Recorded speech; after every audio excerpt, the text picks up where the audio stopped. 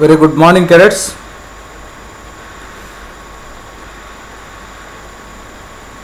Hope you are doing well. The whole country is under the grip of pandemic COVID, second wave or third wave, but online learning is going on. Be safe, stay safe. Your monthly examination will start from next month, that is 3rd May. Chapter 1 of history, that is how, when and where, which completed, as well as question and answers also given in my previous video. Go through those question and answers, write down notes. Chapter number 1 from civics, that is the Indian Constitution, also the part of the syllabus. Few students posted query that what is the syllabus for monthly test. The students who are posting such questions, it is very clearly or it is evident that you are not watching video, because when you are watching video, every now and then I repeat the same thing, that this is part of your syllabus, this is there for your examination. So naturally, those who are watching regularly videos, I don't think you have that doubt.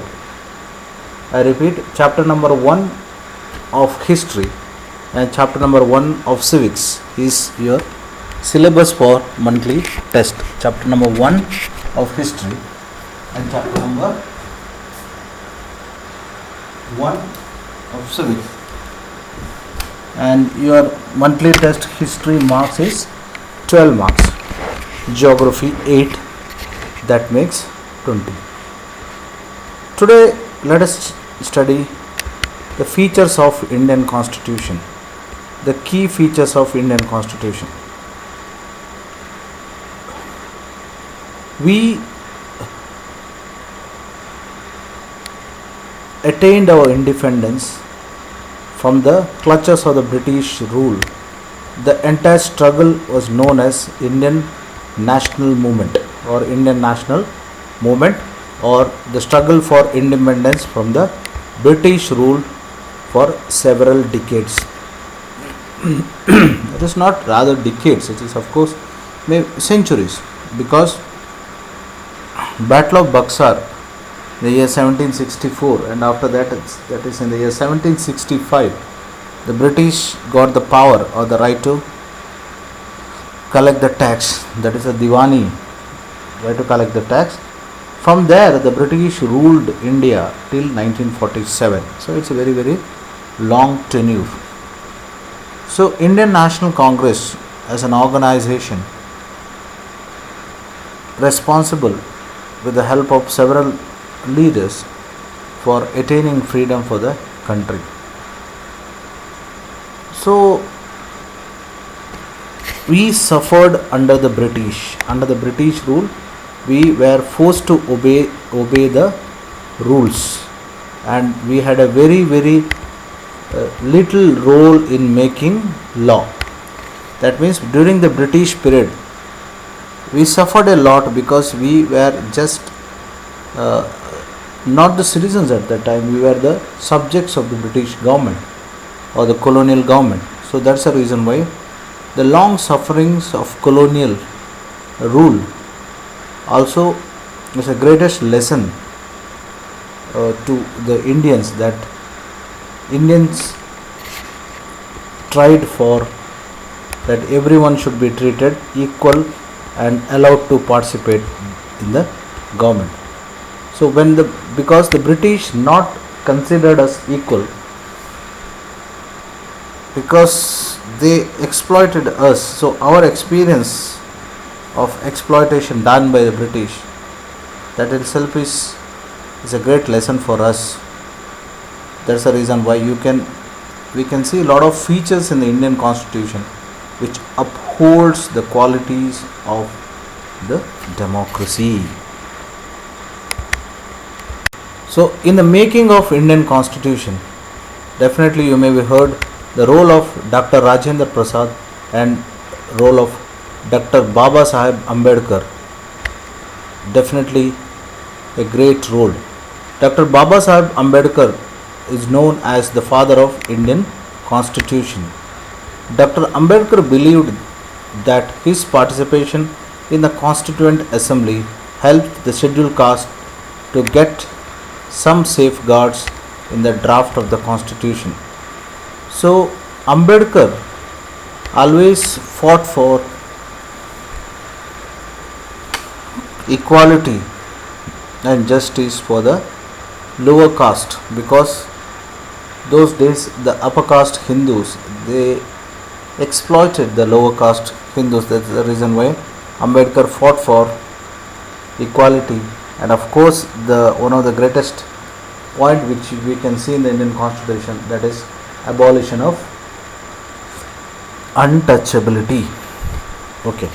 So the members of the Indian Constituent Assembly had a huge responsibility of making a constitution for those people who belongs to the different region, distinct culture. So why it was very difficult for making a constitution in India?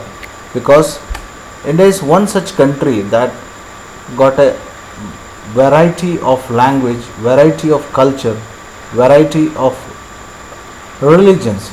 So when we have such a variety of language, religion, culture, food habits, dress habits, it is very difficult to make a constitution or to form a constitution.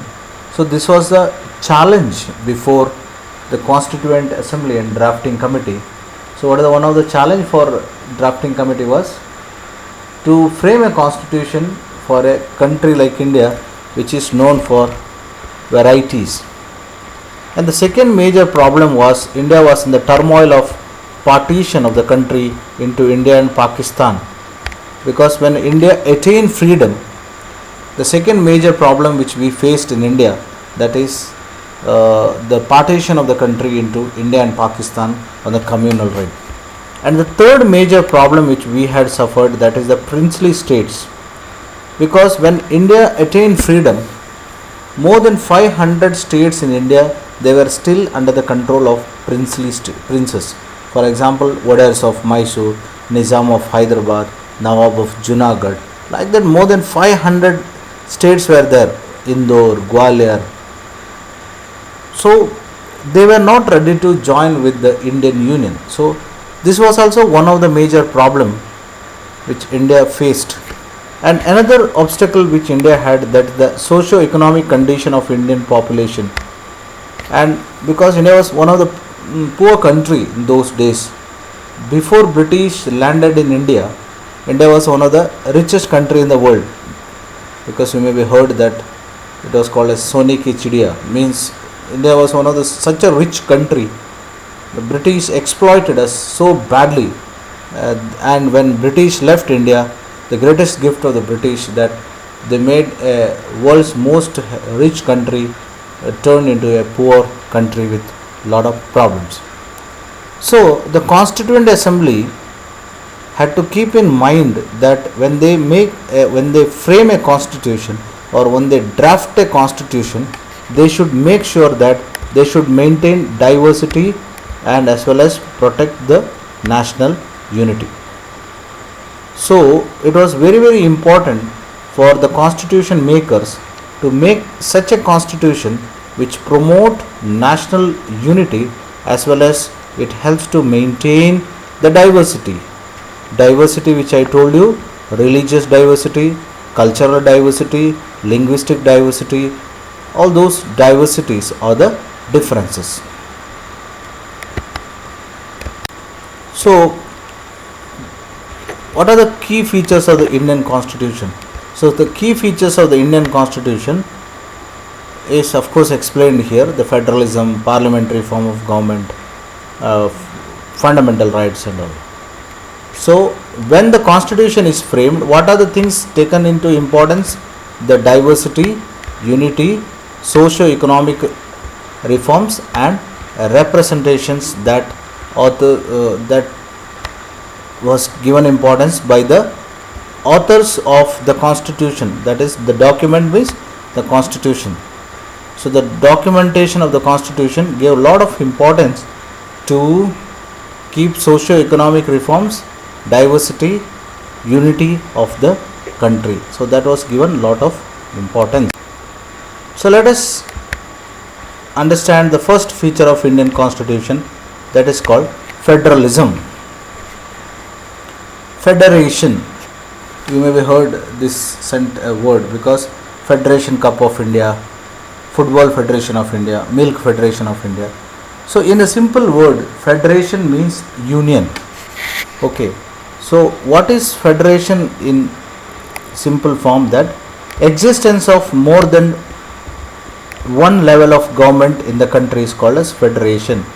For example, in India we have central government, state government and local self government. It is already given here. In India we have government, that is central government, and state government, and panchayat, that is local self government. So that's the reason why India is called as federation. So what do you mean by federation? Federation or federalism means existence of more than one government in a country, that is called federation or the union. What is the opposite of federation? That is called unitary form of government. Means if in a country there is only existing one government, that is called unitary. England is an example for unitary model of government. India is an example for federation, because in India, you know very well, we have central government, every state is having state government, and in every district and local level we have panchayat raj or the third system of government or panchayat raj. So that is what, in a simple word, the meaning of federation. What are the feature of a federal form of government? That the power of decision making is given to different government. For example, central government will take the decision for the country, state government will take the decision for the state. It is already said that India enjoys autonomy of exercising power on certain issues, subjects like national concern, and that all these subjects states should follow the laws of the central government. The constitution contains the list of detailed such issues of each tier of the government. In addition to that, constitution also get money for each and every work it does. Now let me explain in a simple way. Take for example, in India we have a railway department. So railway department is under the control of central government. Indian military, that is defense, is controlled by the central government. So income tax controlled by the central government. So whenever central government pass law on the subject of income tax, national security, defense, railways, it applicable for all the states. Now take for example in Karnataka, you know, from tomorrow onwards in Karnataka there is a lockdown. Who declared lockdown in Karnataka? That is the Karnataka state government. But do you think the Karnataka state government declared lockdown? Do you think it got an impact on Kerala and Tamil Nadu? No, because Kerala and Tamil Nadu is not declared lockdown. But if you remember, last year Prime Minister Modi declared lockdown in the country.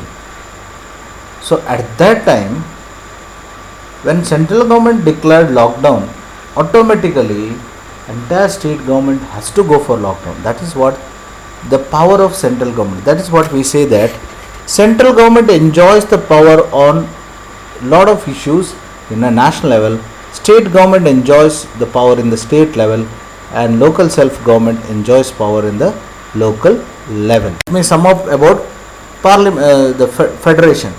So federal form of government means existence of more than one, two or three types of government. That is called federation, federal. That is called federalism. So what happens in a federation? In a federation, the subjects of national interest, subjects means the departments of national interest is taken by the central government, subjects of state interest is taken by the state government, and local problems are solved by the local self government. So that is what we speak about the first point, that is federalism or federal form of government. The second feature of Indian Constitution, that is parliamentary form of government.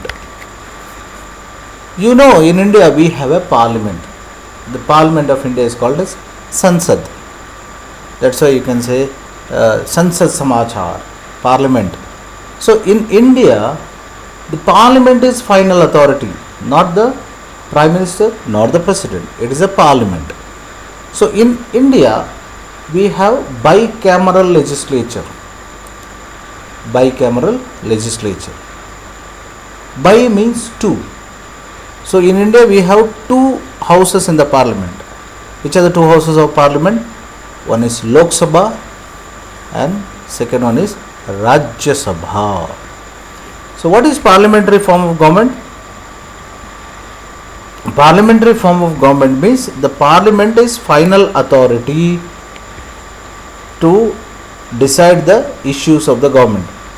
So who are the members of parliament?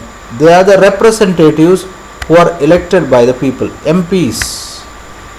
Who are the MPs? MPs are elected by us. That's the reason why parliament consists of representatives who are elected by the Indian Constitution. We have two houses, that is bicameral legislature, that is two houses. Which are the two houses of Indian Parliament? That is Lok Sabha and Rajya Sabha. Lok Sabha and Rajya Sabha. The two houses of Indian Parliament. And Lok Sabha is a lower house and Rajya Sabha is the upper house. But power, Lok Sabha is enjoying more power than the Rajya Sabha. Now coming to third feature of Indian Constitution, important feature, that is separation of power. So what is the beauty of democracy is division of power, that is called decentralization of power, distribution of power. Take for example, in our school we have school captain, vice captain, cultural captain, mess captain, like that. So here what happened?